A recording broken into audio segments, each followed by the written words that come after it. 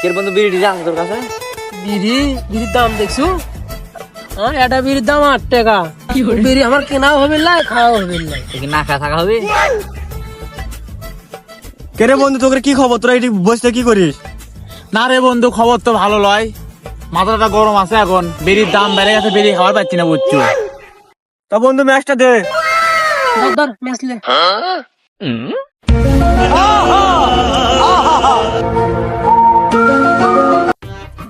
বিড়ি লাগাচ্ছে রে, আমাকে কোনো দিবি রে। নিচে তো খুলে যাচ্ছে রে। আর কি চান আমাকে মনে আগে দিবি রে? দেখ না কে দুজন ছায়া আছে, মনে হয় ওকে আগে দিবি, আমাকে আগে দিবি, দেখিস নি তোরা।